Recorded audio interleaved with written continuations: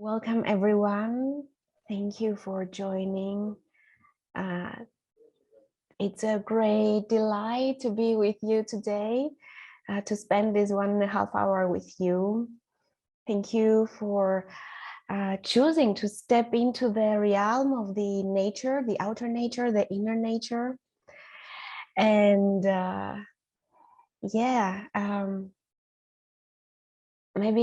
maybe we should start with some gratitude to the nature, to the divine nature, who is the one that nourishes us all, the one that is sacred, the one that has this huge embrace that can feed every one of us.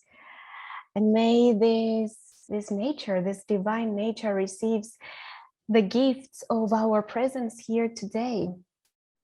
And if you wish, you may invite a particular being from nature to join this webinar. Maybe you wish to invite a drop of rain or a tigress or a little leaf falling down from a tree. Whatever that is calling you right now, you may invite it to come and sit next to you and be present in this webinar. My name is Eleni Michail. I'm from Cyprus. I'm a mindfulness teacher and soul mentor. And yeah, it's beautiful and delightful to be here with you today. And together with me is my colleague. Thank you, Eleni. Yes, a warm and deep welcome also from my side to all of you. I am Sandra Horea. I'm a nature-based soul initiation guide and really truly delighted to also be here in this very moment. Yeah, I think I just need a few more seconds to really arrive, and maybe you also need a few more seconds to fully arrive and connect with this being that Eleni was inviting us to be next to. So let's see this webinar, this series of the 3 webinars, the one entitled Embracing Nature, Muse and Soul in Life is part of a larger project that is called the Art of Wholeness, which is founded by Erasmus Plus program of the European Commission. So in this larger project, we are actually tackling wholeness.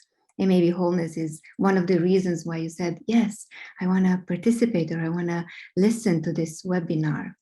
So this magnitude and necessity of wholeness in searching for our resources, in gaining our resources in order to become fully humans.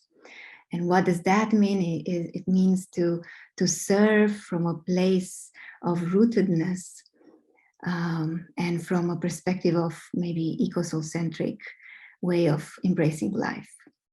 So this is a little bit about the project, and today and right now, this webinar is dedicated to nature, to embracing nature in one's life. And I will not tell more about it because it will be revealed through poem and question and story and deep words and conversations. So we are inviting you to really enjoy being present here. And maybe not merely just enjoying and just consuming this yet another webinar, but really trying to grasp, what is this for me? How is this really feeding me? And how can I use it further on to really do something with this information and these conversations, this words? You know what? You know better what? You know better your fields and gravities and passions. So yeah, here we are. And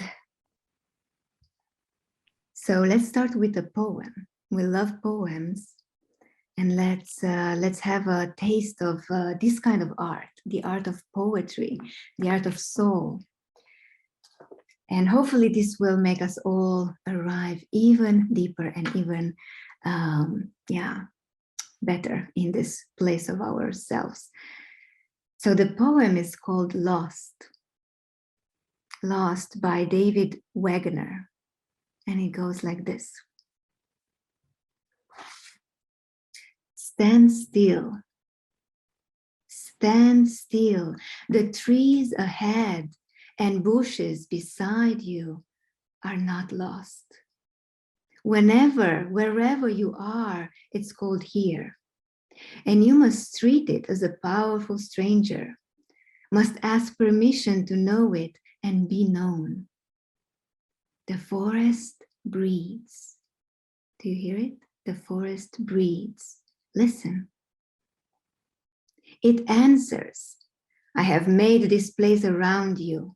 If you leave it, you may come back again saying, here.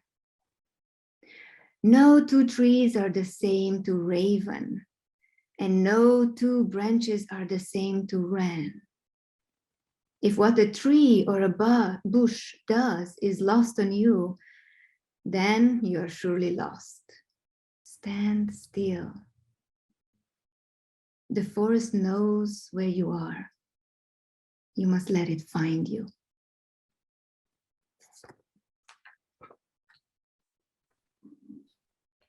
Stand still, dear ones, stand still. The trees ahead and the bushes beside you are not lost. Wherever you are is called here. This is the place, here. And you must treat it as a powerful stranger. You must ask permission to know it and to be known. The forest breathes. Listen. The forest answers. I have made this place around you.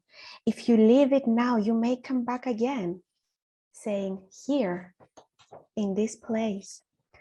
No two trees are the same to raven, and no two branches are the same to wren. If what a tree or a bush does is lost on you, you are surely lost. Stand still, stand still. The forest knows you, the forest knows you. The forest knows where you are. You must let it find you.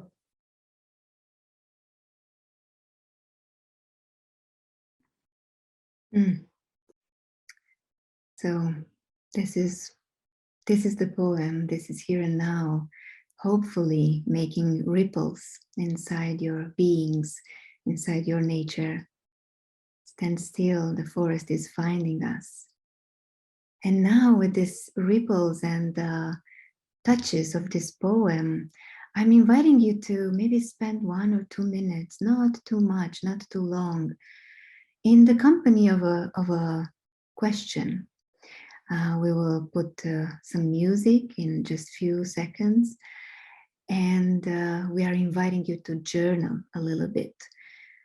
To journal, to write. If you don't have a journal and pen next to you, don't worry, just think and contemplate around this question. So it goes like this, the question. What exactly from the beauty of the world, from the magnitude of the world, is touching you deeply and irrevocably? What is touching you from what you see around? What deeply touches you, moves you from the whole universe, from the nature? So 1, 2 minutes here. And I will let you know when the time's up.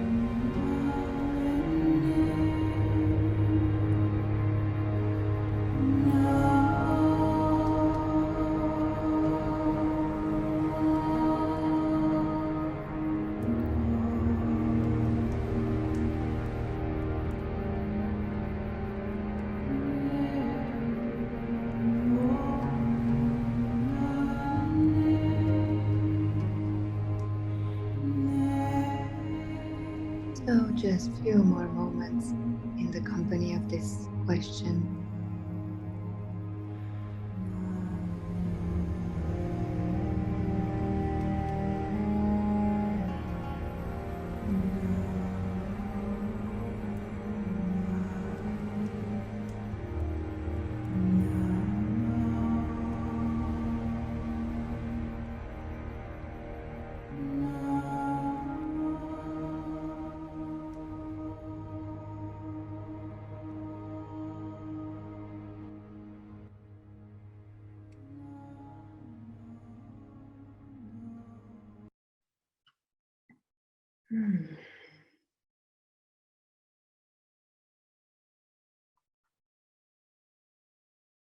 Hmm. So hopefully you feel just an inch, 1 centimeter more close to nature by just allowing yourself to think about this question, to contemplate around it, or to even write it in your journal. Yeah, I think this is a necessity. It's a necessity to let ourselves be touched by nature, by its beauty, by its ugliness, by everything that is in between beauty and ugliness. Not that both of them exist, neither beauty or ugliness, it's just the way it is. So now we want to continue with some words about what is this nature. And both me and Eleni, we are going to share our own words, wisdoms around this topic of nature. Not too long, don't worry, we're not going to talk for a long time. And yet, we need to speak about it. We need to speak about how important it is, nature. So, look around you. What do you see? What do you breathe? What is that you breathe? What is that you eat? What is that you see on your window or outside your house or apartment? What is that you are in your flesh and bones? We are nature. We breathe nature. We eat nature. We see nature. We are nature. We're not separate. Somebody is saying, or some of us are saying that I'm going out in the nature, I'm going in the nature. No, your nature is within you. So I just want to stress this idea that we are not separate. It's not me and it. We are it. And somehow I like to think about nature that and the beings out there in the wildness, that they are waiting for us humans. They're waiting for years and years and years to come and to reconnect with them. Rivers are waiting, and sky is waiting, and earth is waiting. All of them, they're waiting for us.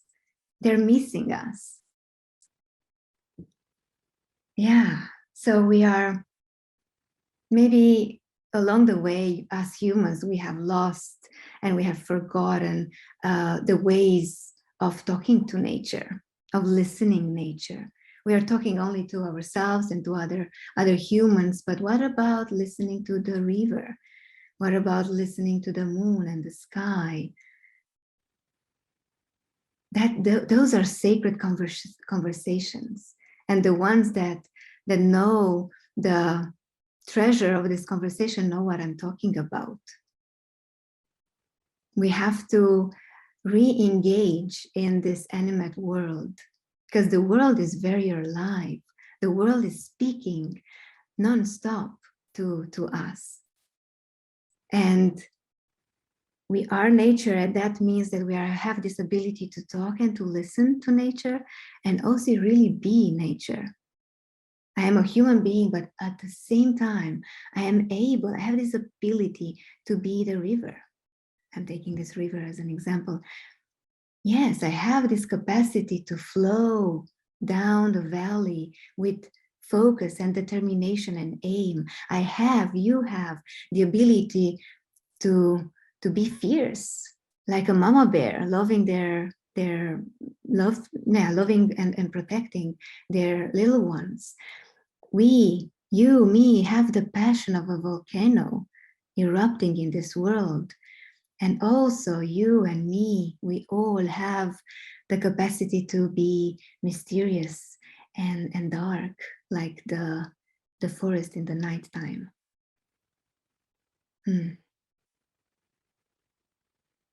Just let that sink. We are nature, we are her, we are it, we are him.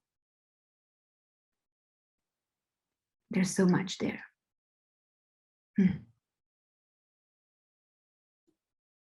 And it is waiting for us. All this beauty outside is waiting for us, because we are finding ourselves more and more living maybe in squares, in squared rooms, buildings, screens. And I was thinking once that what is actually square or rectangle in nature? Everything has its own shape and still its own beauty, and well, harmony and chaos are also taking place, without destruction necessarily. And these individual and unique beings outside are waiting for us, and one could say that they are waiting for us to reconnect with them and to witness their beauty,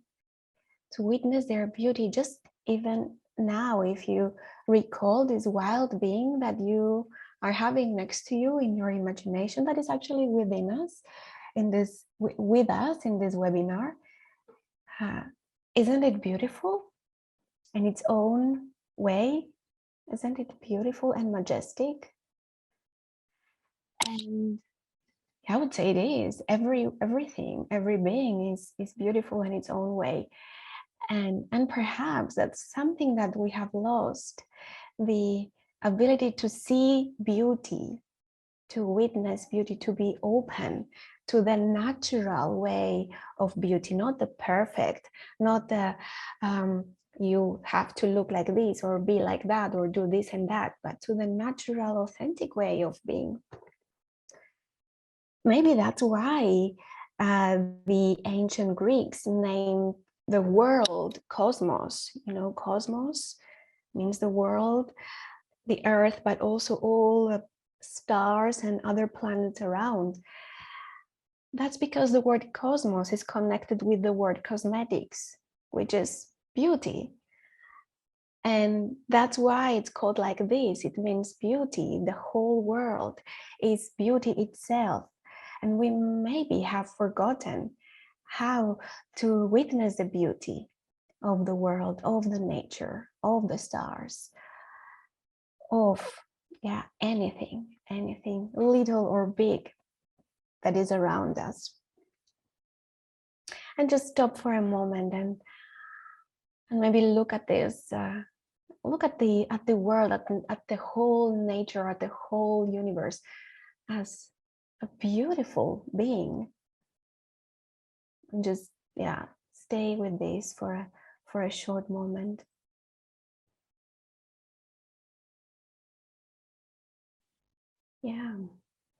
Recognizing the beauty is a way of getting closer, stepping into the nature more and more, reconnecting, remembering, becoming a member of it again, remembering it.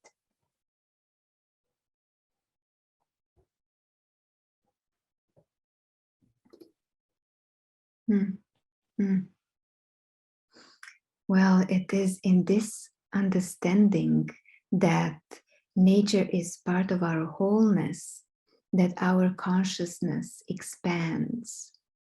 It is in this contact, in this relationship, if you want to say it, in this pleasure, in how we pay attention, that we really learn and discover who we truly are and what we really belong to. And from this relationship, from this dance, the new consciousness is arising. The consciousness that we truly need in our life. Look at the world right now. So this is the consciousness that is powerful enough and intelligent and wise enough to change the direction of how the world is unfolding right now. It's almost something like, don't look too much inside of yourself to know who you are, but look around you. Look at nature, and then you will really find out who you are and how to serve the world. It's a bit like that. And you know, all natural beings utterly know who they are and why are on this earth and what they are meant to do. So as just learning from them, they are great guides, great masters. Yeah, hummingbird, tell me, teach me. How can I be so fast? How can I be, I don't know, how can I work so much devoted and taste the sweetness of these little flowers, the nectar of it all? Rain, teach me how to serve, how to pour myself there out in the world, how to know exactly how much rain I should give for the plants to grow.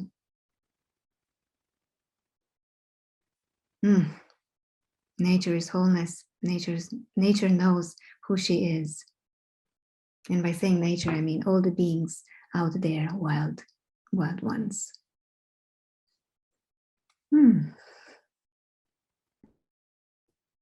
Yeah, and continuing this thread of Sandra, yeah, we are nature ourselves, and deep down, we also know who we are. And when we look around, when we look around in nature, perhaps we can know more and more who we are, and maybe who we are meant to be, not just who we are now, but who we are meant to be, who we are born to be. Yeah, so maybe you already see that we are kind of encouraging you to immerse more and more into nature. Nature is, one could say, you know, it's the place we belong. It's where we come from. It means home. It provides food and shelter and life itself, air, water, fire, soil, fruits, food in all sorts of forms. And not only nourishes us in this way, but nature also has this huge embrace. She has space for every one of us, and she is accepting us without judging. If we look ugly or beautiful or whatever, perfect or non-perfect, nature is welcoming us. If we are full of grief or joy or sadness or jealousy, nature is welcoming us. She is having this unconditional love for us. And yeah, it's maybe that's why, I think that's why all these researchers say that we feel calmer when we go to the nature. We feel calmer and more mindful and so on. This is the science, you know, speaking. But this is what I think. I think we get to this because we don't need to prove who we are, and we are accepted for just the way we are. No matter if we've done something wrong or terrible or something great, here we are, one with her. And this being said, nature is a great place to explore our authenticity, to explore our full spectrum of colors and find out more and more who we are. Yeah, trying out different things, being in this way and acting in that way, and finding what is the most authentic way of me to be at this very moment. And yeah, be sure she will not judge you. She is waiting for you, actually, to sing to her, to dance for her, in her, for her. Yeah, to be who you are.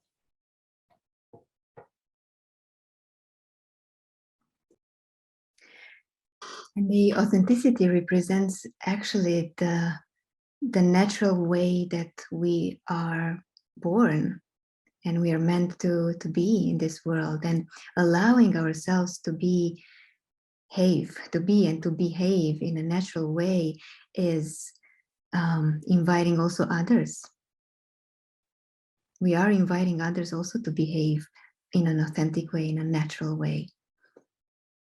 And we need more rawness and more truthfulness in this world. Yeah, so to say, we need more authenticity to truly see what is there, who is there. Yeah, okay, here's another idea. Well, maybe a question. Have you ever fallen in love? Have you ever in your life fallen in love? Well, this is a webinar, so we are not going to take questions, but hopefully your answers are at least half. Yes, I did fall in love at least once in my life. And now imagine if your lover would be the world, would be nature, so to say. How would you treat your lover? How would you behave with your lover? Wouldn't you cherish it, praise it, bring it presents, spend time with it, dedicate your energy, make love with it? If only we would feel the world as our lover. Everything will be changed. Everything will be transformed. And maybe this is what the world needs now. The world is in a critical condition for so many reasons that I'm not going to take the time to name them all here. And I'm trusting that each and every one of us has a vision about the world. And maybe what the world needs in this critical condition is our love, actually. Maybe love is the medicine, and we are all holding inside of us a medicine. The question is, what kind of medicine are you holding? What kind of love, and in which shape this love needs to be delivered to the hungry ones, given away? If only nature world would be our lover, that we would hold hands with, kiss and praise, and dream of a life together, dream of children together. This idea really touches me. I don't know about you, hopefully a little bit as well.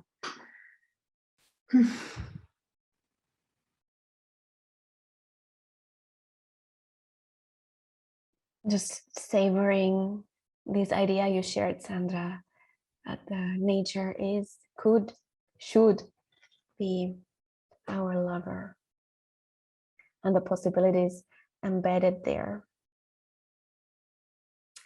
Yeah. Maybe another idea here is some calling or invitation or gentle push to meet her more frequently, as she's our lover, to meet her more frequently. And perhaps not just domesticated nature, because we have nature around us. Yeah, we have water in the house and we have air here. But maybe to go further in the wild places, in the wild landscapes, and meet the wild ones, the untamed ones, the undomesticated ones. The air in the morning in the middle of the forest, the chill in a desert, the moist next to a lake. the wild snake passing by next to us, perhaps a vulture flying over. It's a different feeling. It's a different invitation, and it's a serious invitation, because these ones have other things to communicate with us, and maybe not just communicate, but awaken or reawaken the wild parts of ourselves that maybe are waiting there, just like the outside nature is waiting for us to meet her. Some wild parts of ourselves are also waiting to be seen and brought in the surface and acknowledged. So yeah, imagine that, a face-to-face encounter with a wild being, whatever that is. What a blessing! What a blessing to reveal. What a blessing for us to witness this, to meet this one. Yeah.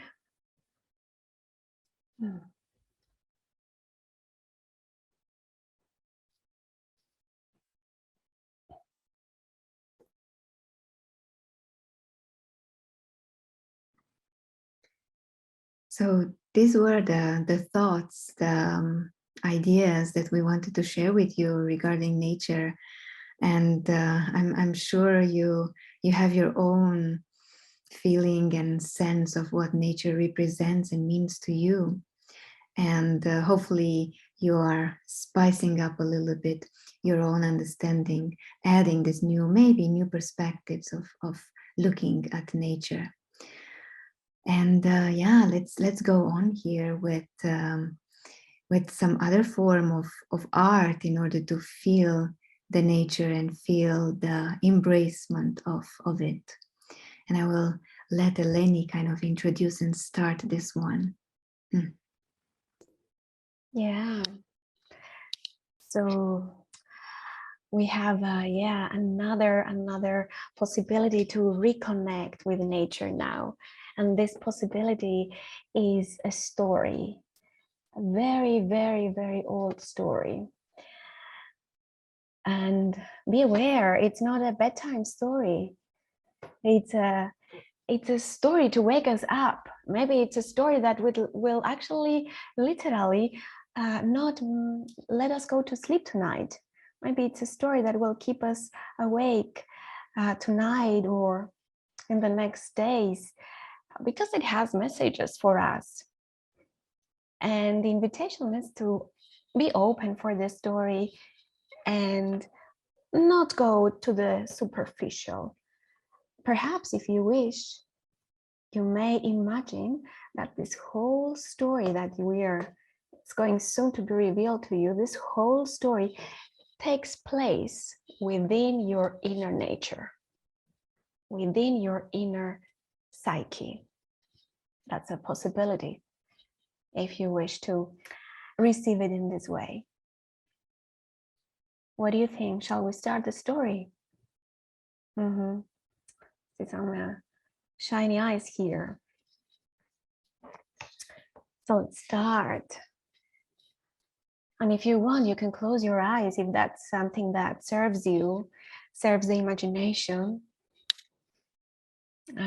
or keep them open and still have the imagination.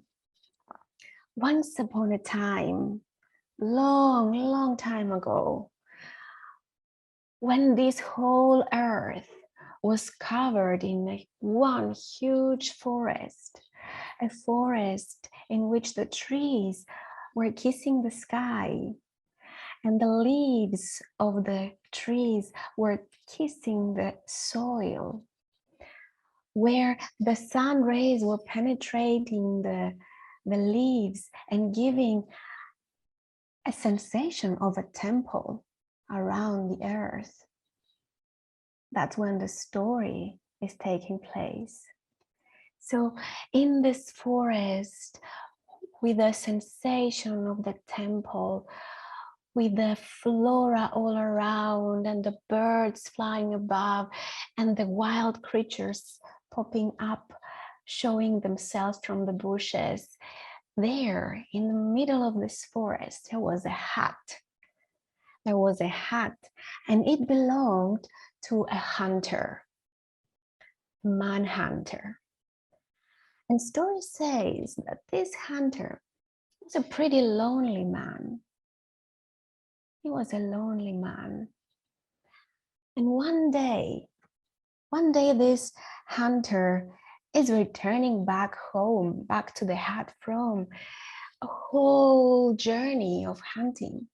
So he's gathering on him, he's holding on him all his equipment. He's tired, his boots are wet, he's carrying a lot of weight, and he's approaching his hut.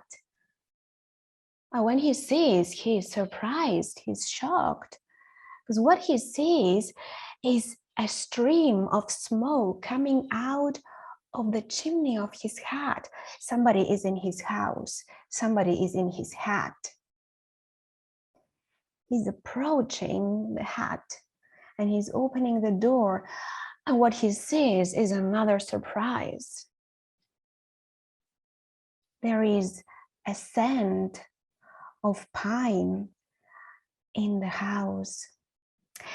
There is a fire in the fireplace, and a delicious, delicious meal is there waiting for him, still warm. Somebody was in his house and has offered him these gifts. He cannot remember the last time he was nourished in this way. And keep that in mind. It's one of the first times he feels nourished in this way. So next day, he goes hunting again. And guess what? When he comes back, again, there is the smoke on the chimney and another meal is waiting for him. He's delighted and grateful and curious, right? Who is doing this for him, treating him, nourishing him in this way? So 1 day passes, 2 days pass, 3 days pass, and still the same thing. On the 4th day, you know what he's doing? He's choosing to come home a little bit earlier. So he is approaching the hut and he is going very close to the window and he's peeking inside. And what he sees is this.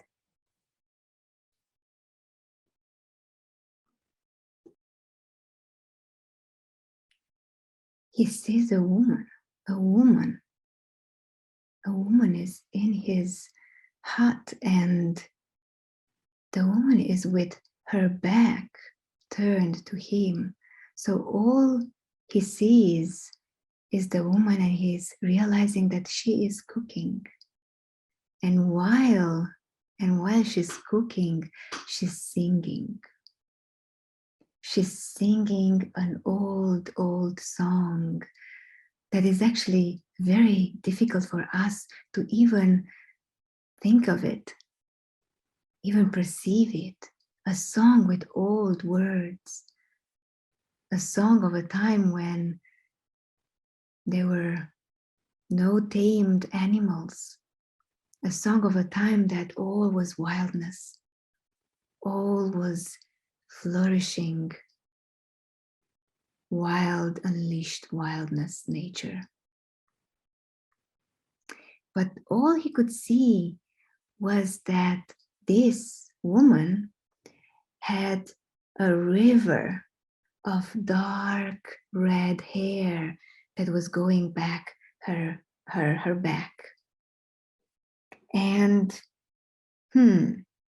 he knows, in the way that hunters know, that this one was the fox woman dreaming.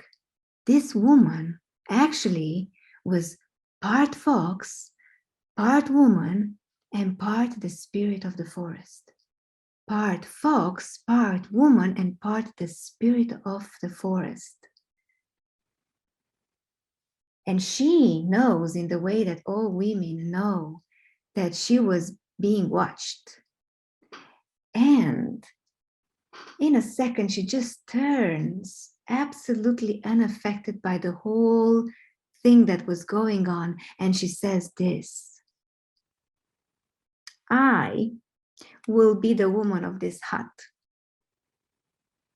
The hunter is listening to her, is hearing her, and yeah, he knows how to recognize a good thing when he sees one. And all he says is, all right, okay.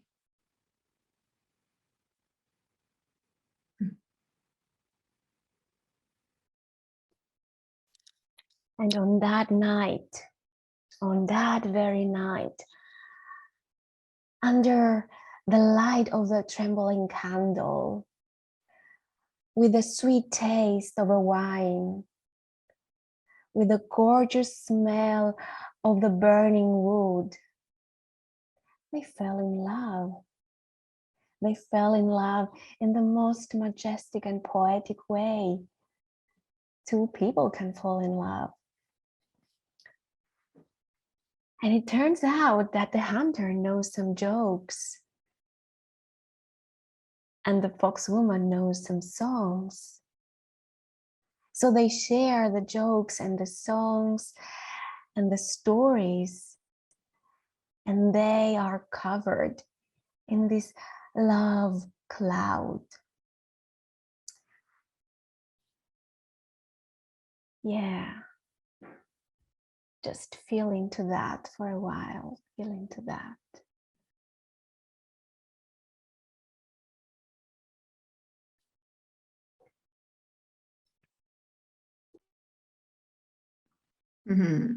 Now, you must know one thing, that all fox women have a pelt. A pelt like a hairy skin. And you have a pelt and I have a pelt. And what she chose to do with her pelt was to hang it on the back of the door and just have it there, sitting there, glimmering the deep red of it, like the sparkles of the fire coming out of it. And if you were lucky enough to found yourself in this lifetime around the fox, you know that these pelts are having a particular scent, a wild scent that is quite strong, that is very strong. And as the weeks went by and turned and transformed into months, the fox woman was living in the hut, and they were spending their delicious time together. The hunter was doing his own thing, and the fox woman was doing her own thing. And yet, this scent of the pelt was kind of everywhere. So the scent entered in the mind of the hunter. The scent entered in the clothes of the hunter. The scent was everywhere. And one evening after dinner, as he was sitting at the candlelight of the table, he slowly approached her and said something like this: bright pulse of my whole understanding, sky woman of the dawn, blossoming branch, you are whiter than the swan on the pool. You are more tuned than the fiddle. When I first met you, I thought the moon on the sky just fell down into a bed of wildflowers. And I've listened for this song that I was longing to hear, a very ancient song that I was waiting all my life to hear. This is what you mean to me. But there's just one thing. There's just one little thing, just one thing.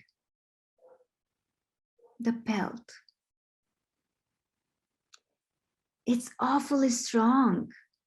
Its scent is strong. And now Hunter says, I'm not telling you to throw it away. No way. And also, I'm not telling you that it's bad.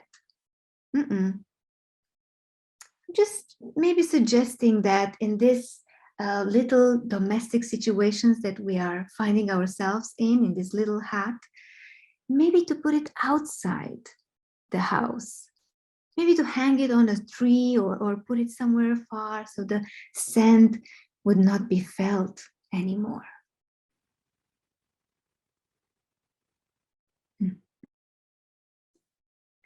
The fox woman is listening to the words of the hunter, and the words penetrate her heart. And she's feeling a little bit sad. Or maybe she's thinking, or maybe it's just a phase. Maybe he's having a mood like this today. So she ignores and she goes on. She goes on. The pelt is there hanging on the door.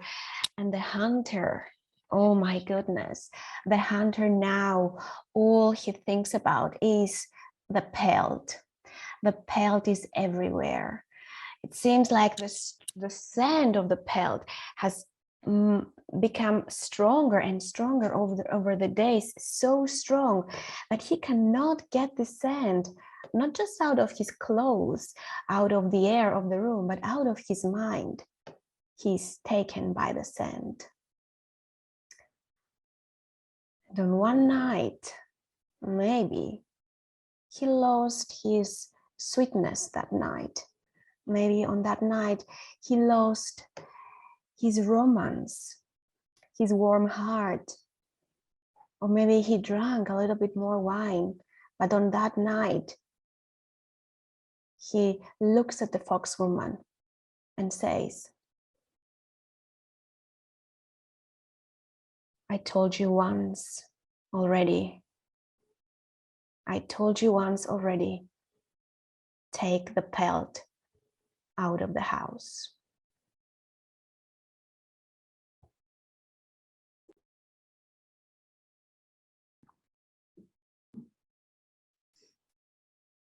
Get rid of the pelt. That's the idea. That's the message that he kind of, not in a sweet way, but rather violent, is transmitting to her. And the next morning, he wakes up, and guess what? The fox woman was gone. The pelt was gone as well. And the scent was gone. And they say, the storytellers say, and the witnesses of this forest say that even to this day, they are seeing the hunter staying on the entrance of the door, lonely, empty inside, waiting and waiting for the scent of the fox woman.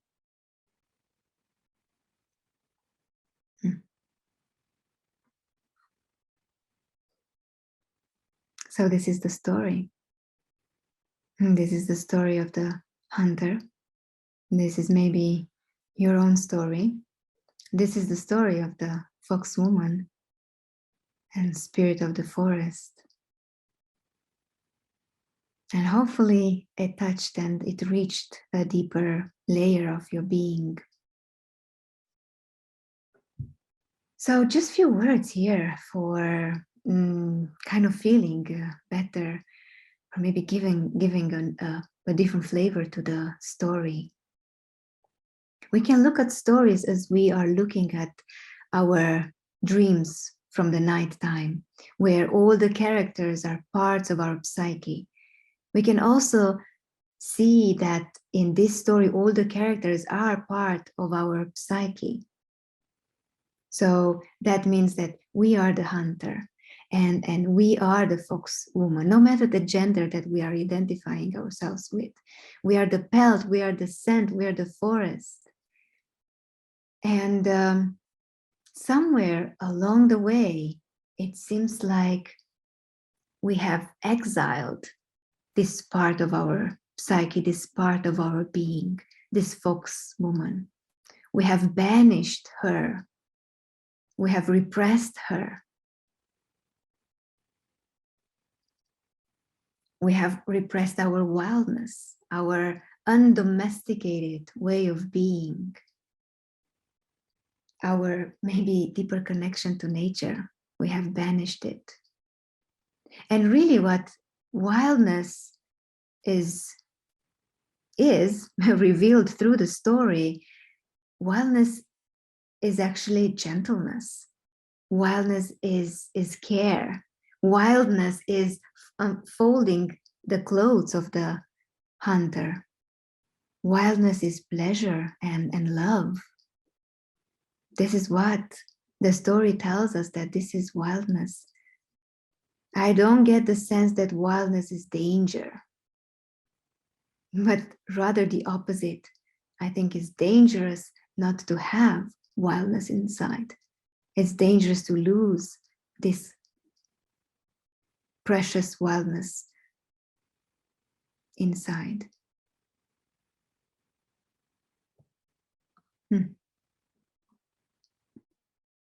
And perhaps here we stand, lonely to our bones, waiting for these wild parts of our being to return to our lives, maybe. And that's a way of nourishing ourselves. That's a way of being who we are. We're not just domesticated, we're also wild. And we need to remember this, that we have a voice that sings and shouts and cries out loud and laughs and moans and grieves. And we have a human body who has nails to dig, to touch, to sense.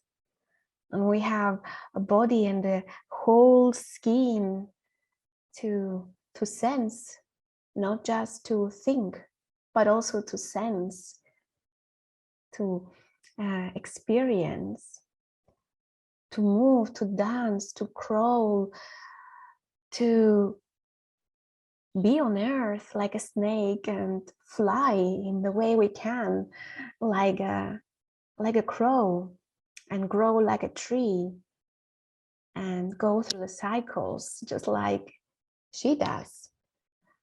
Spring and summer and winter and autumn, and maybe in this order or maybe in another order, who knows.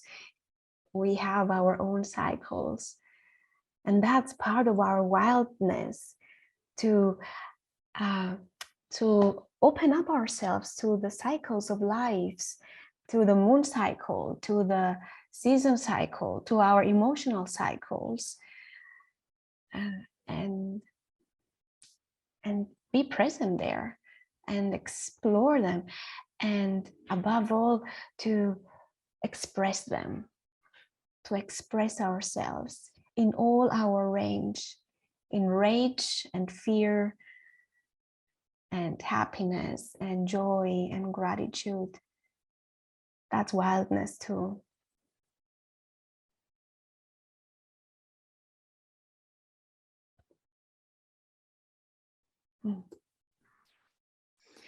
So hopefully you're riding this journey of nature and wildness together with us. And you are allowing yourself to notice places in yourself that could maybe need a little bit more of your attention, places of wildness in yourself. So it's been an hour that we've been together. It's been an hour, and we are now maybe shifting a little bit our presentation here and giving you the opportunity to ask some questions about what? Well, about the topic of our webinar, embracing nature in life. So it's the time to address your curiosities, your questions for either me or Eleni. One of us will answer to them, depending on how many they are. So how are we going to do this? We are going to invite you to think about a question or two and write them in the chat. And in the chat, you have the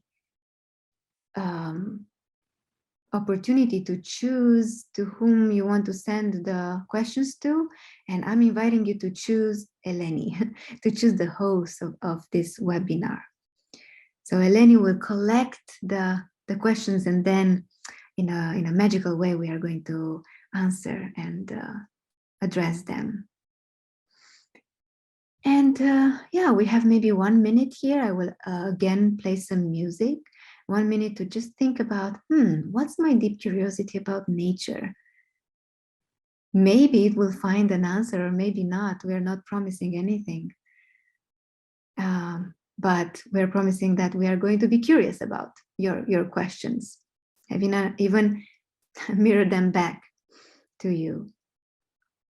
Okay, so music is being played in just a second. 1 minute, collecting questions, and then answering, and then something else will follow, some poetry and invitation. So stay with us.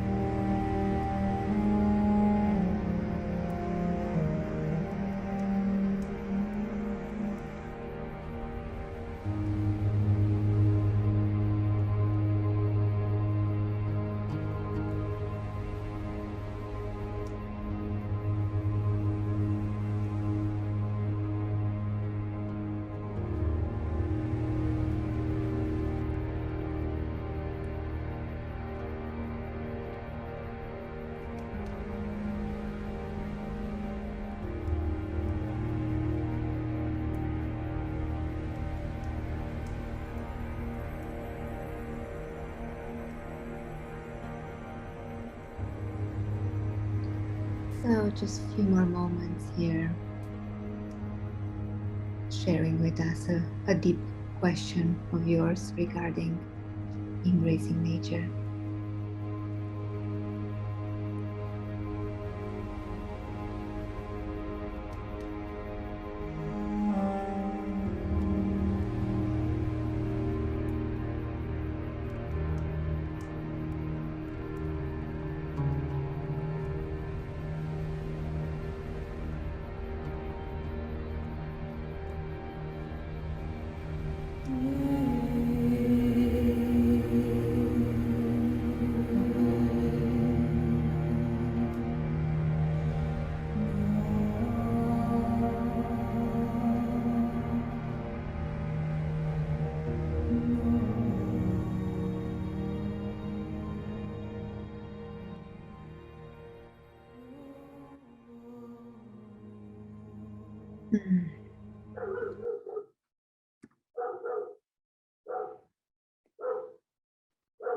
So, thank you very much for your questions, Eleni. We have some very beautiful questions.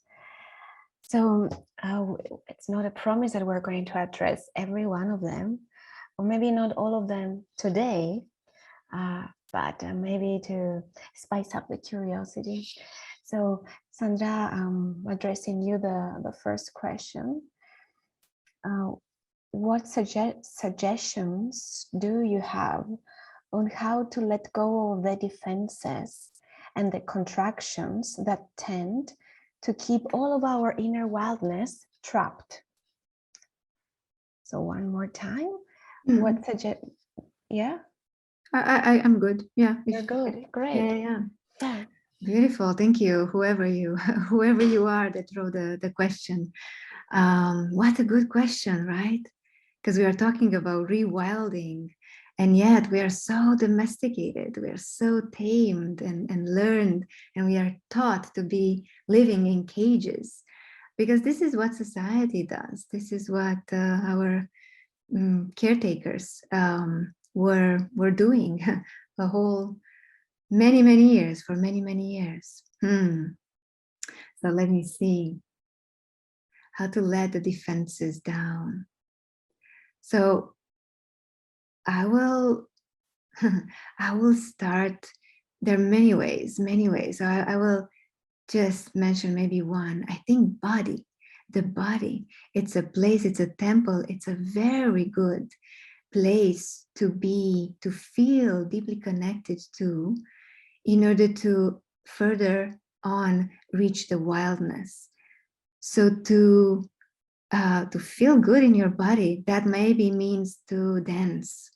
That maybe means doing, I don't know, running, feeling your heart beating and connecting with that aliveness that your body holds. Is just here. Everything is here. You don't even have to go in the middle of the forest in the night to feel the wildness that is awakened. So connect deeply through any kind of practice really that involves the body. And maybe here just one more idea that I would share for this question. Maybe connect with the longing of why is it important for you to be wild? Why is it precious for you to unleash your wild nature being? And the longing, the wish, the desire will bring you to never before seen ways of embracing the wildness of your own. So body and longing. Mystery, nature needs to know our longing in order to help us and guide us. So tell it to the river, your longing. Tell it to the sky. Tell it to the night. I so much want to be wild. Show me how. Okay. Thank you. Yeah, beautiful. So there is another question, which is, what does the metaphor inner nature stands for? And that's, I think that's the words that I used. So what the metaphor inner nature stands for? And I would say, in the outside nature, there is sky, and there is the heart, the womb of the earth. And we have this. We have things outside in the sunlight, and we have things hidden, maybe the longings that just Sandra said. We have outside mountain point of view, from the top, and we have ants working on very, very delicate tasks.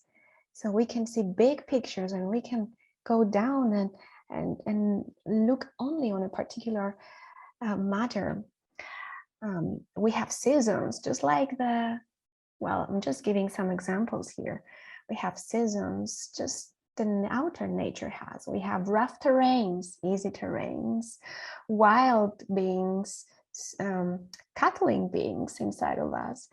And yeah, maybe what if you want to learn more about these inner landscapes, perhaps revisit the videos that we shared with you from the Art of Wholeness that speak about the 4 directions, the resources of our psyche. And maybe there we will send them again to you. And maybe there you will find out more about the inner nature. All right, going on to another question. Give me some seconds here.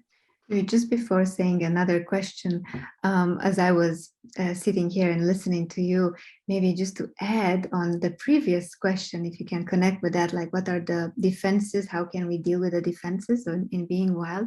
I think it's worth mentioning this, that yes, we have some protecting parts of our psyche, of ourselves, that are keeping us away from unleashing this wildness, and they had good reasons to doing so when we were younger, when we were in childhood in particular, and now we need to tell these protective parts of ourselves that now it's mandatory to live life in wholeness, to try it out, and they should relax a little bit with their protective strategies and allow you to explore this, because now you're not a little one anymore.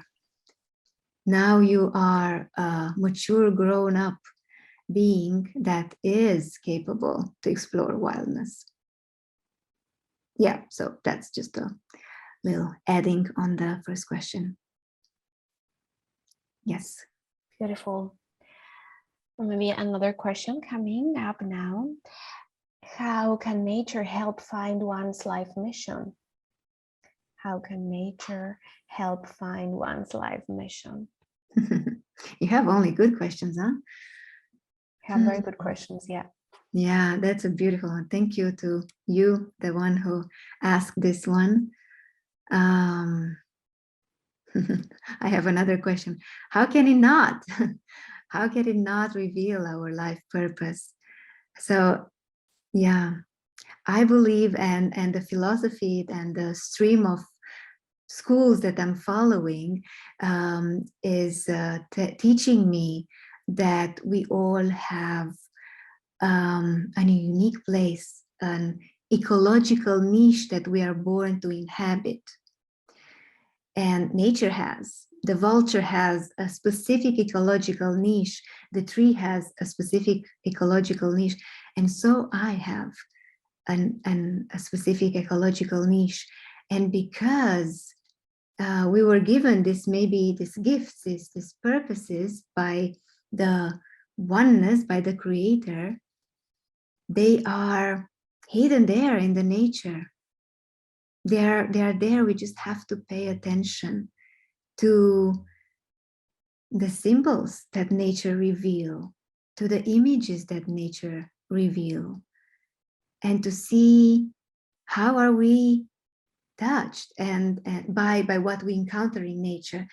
And we are born with some an exquisite core sensibilities and powers, and these uniqueness of ourselves in the paying attention of the world, when they meet, if you're lucky enough, there is something that is called soul encounter. It's happening when nature is whispering in many ways an image of yourself, maybe a phrase, a line of a poetry of who you are meant to be. And then you have to gather your resources and find out how to materialize that in the world. A big question with rather few words. Hopefully something landed and you understood it. Core vulnerabilities and sensitivities and powers. Nature is revealing everything, and everything is hidden in the nature. They meet, And this is where you are receiving the revelation of who you are. Thank you. And if you're curious about this more, stay connected, because tomorrow and the day after, we're going to dive more into this exploration of who we are born to be and what's my life's mission and how and what and so on. So stay connected. And perhaps a last question to address here is this one. How can I recognize places of myself that need attention, nurturing, rewilding? How can I recognize places of myself that need attention, nurturing, rewilding? And my answer is, you don't need to do anything. They will speak to you. They are coming to you in so many different ways. They are coming to you with scary ideas, frightening questions, sensations of the body when something is wrong, when a situation is not good. Your body is reacting. Pay attention. The emotions, look at them. Yeah, so basically be open to receive, because they will not come in necessarily thoughts. They will not come necessarily, or maybe they do, but sometimes we have these protective parts that will say, no, I don't want to listen to you, that you're calling me to be wild again. It's super scary to be wild. It's not good to wear this in this place or speak this in that way. So be aware of your emotions. They are great teachers. Be aware of your body sensations. And the more we don't listen, the more they will shout. And if we don't hear, if we dismiss the images we receive, the messages from our soul, the emotions in our hearts, well, the body will speak louder and louder. So be aware. Be aware, and perhaps when you go to nature, you can bring this question to nature itself. Tell me, nature, how can I know what parts of myself need more love, need more attention? And nature will tell you. Maybe you can even ask your hand. Tell me, hand, what part of my being needs my attention now? And this body is wise, I'm telling you. It will navigate you. So, yeah, these foods for thought.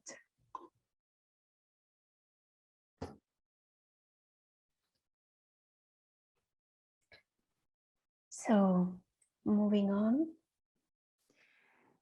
Yeah, so thank you everyone for your questions. Maybe there are still some questions that didn't find here an answer, but we are going to now offer you some invitations, some, so to say, work to do, homework to do, because without engaging in some practices, without engaging into really doing something, well, nothing will change, nothing will transform. So maybe the answers of the questions that are still pending will find their answers into maybe these invitations, into honoring the invitations. So you might want to take your journal and write them down, or you just listen to them. So the invitations are kind of guiding us in order to cultivate this relationship with nature, with the outer beings out there, the wild ones. And here goes the first one. The first one can sound something like a praise walk, like a walk in which you are invited to go in a wander, what we call a wander, kind of a wander is not a hike. A wander is not even a walk. It's a wander. You wander aimlessly. You don't really know where you're going to end up going. But we are inviting you to go into at least semi-wild, if not wild place. But even in your garden, even in front of your apartment, you can do this. You can still do that. And to wander and to witness and to pay attention and to give praise and gratitude to the beings around. There's such a power that stays in the giving the attention. There is love. Attention means love. If you're not giving attention to your lover, wait for that.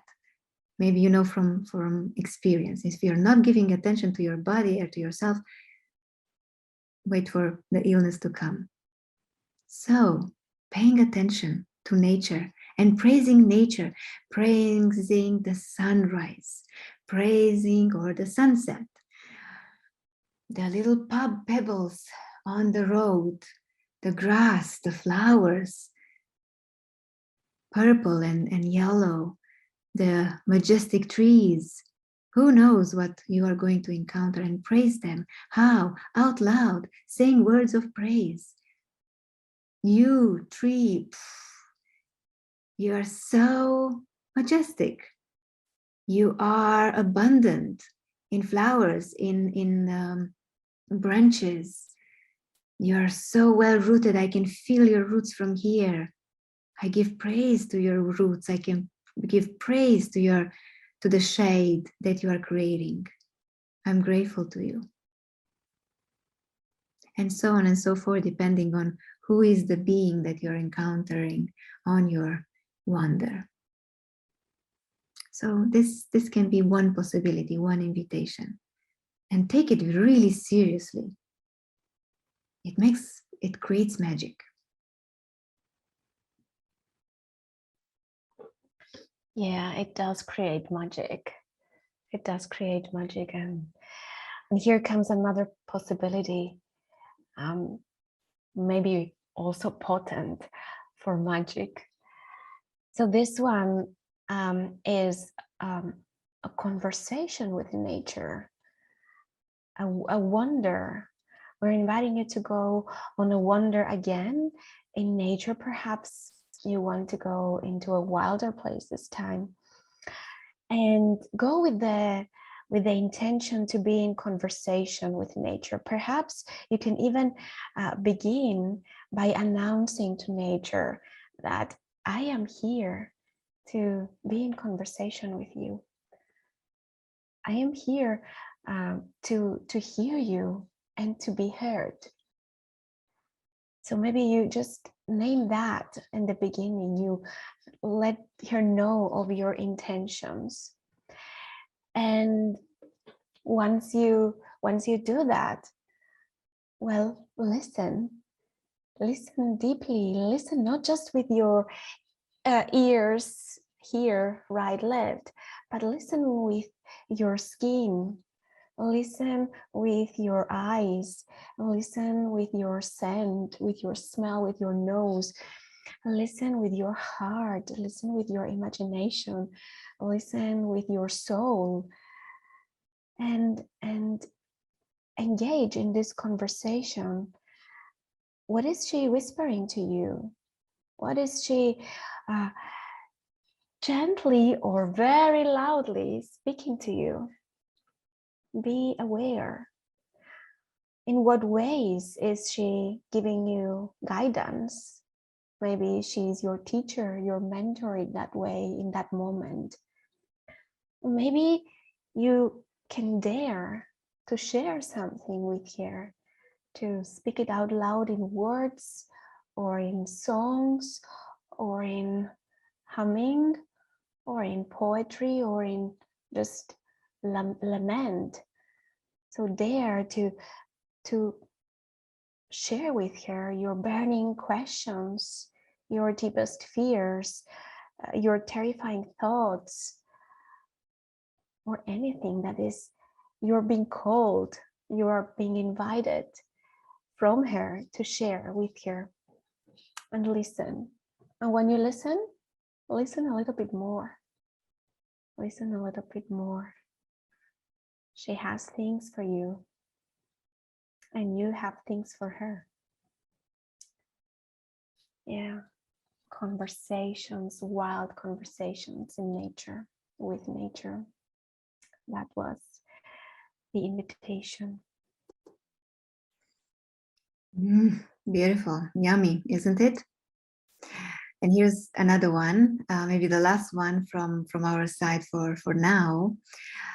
Well, it kind of all connects. You will see. It's like you can even have a retreat with these 3 questions of your own, of a 6 hours retreat, embracing nature.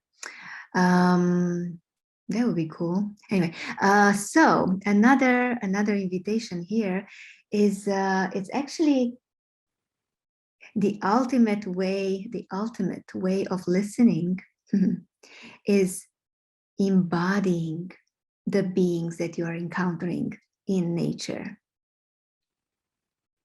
How does that? Oh, what? How can I embody? Well, if we are really listening deeply, we can feel the beings around with our bodies. The best knowledge that exists in the world is the embodied knowledge. It's the kind of knowledge that we don't have to be convinced about. We know it. It's an inner truth.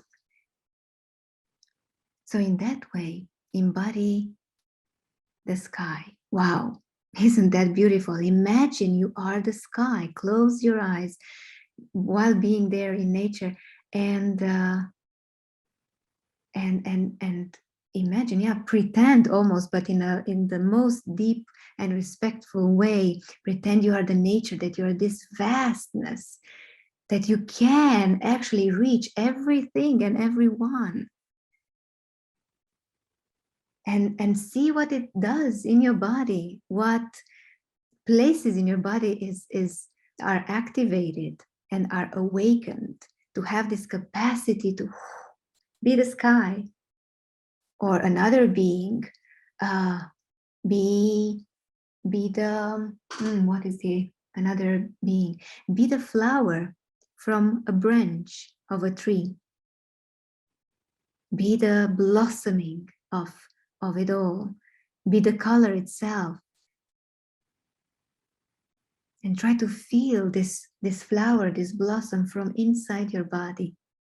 You have that gentleness, you have that beauty inside, you have that delicate way of witnessing and being in the world. Does it make sense? Hopefully it does. Yeah, few heads, few faces that I see, they're nodding. Thank you for the little dialogue that we have with you on this webinar. Okay. So these are the 3 invitations. Do the work. These invitations are necessary, are mandatory for yourself and for your community, for the people that you're working with, and the people that you are going to have in your life and you're already having. Piece by piece, we are becoming fully human.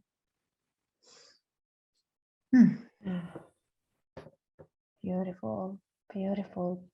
Go all the way in the invitations. Go all the way and be curious. Meanwhile, we have another poem to share with you. Another poem to prepare us for the letting go of this webinar. Are you ready for a final poem?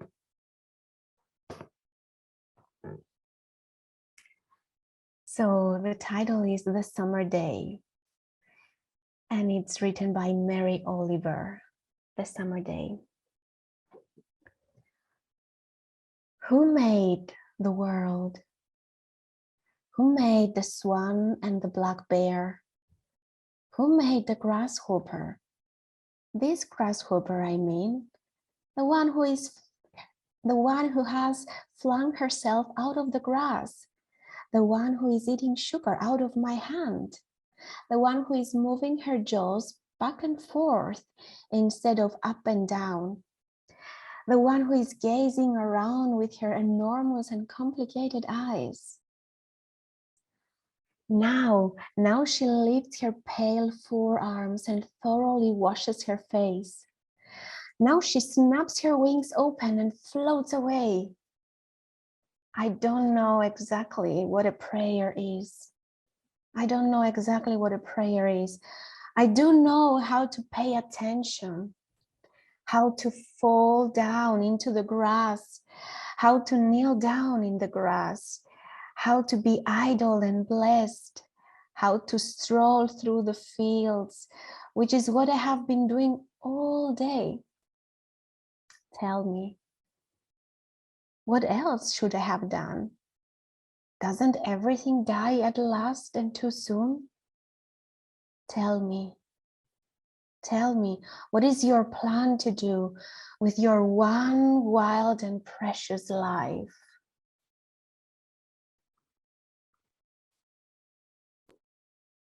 And here comes one more time for a deeper understanding and listening and receivement. Who made the world? Who made the world? Who made the swan and the black bear? Who made the grasshopper? This grasshopper, I mean, the one who has flung herself out of the grass, the one who is eating sugar out of my hand, who is moving her jaws back and forth instead of up and down, who is gazing around with her enormous and complicated eyes. Now, she lifts her pale forearms and thoroughly washes her face. Now she snaps her wings open and floats away. I don't know what the prayer is. I do know how to pay attention, how to fall down into the grass, how to kneel down in the grass, how to be idle and blessed, how to stroll through the fields, which is what I have been doing all day. Tell me, what else should I have done? Doesn't everything die at last and too soon? Tell me, what is it you plan to do with your one wild and precious life? What is it that you plan to do with your one wild and precious life?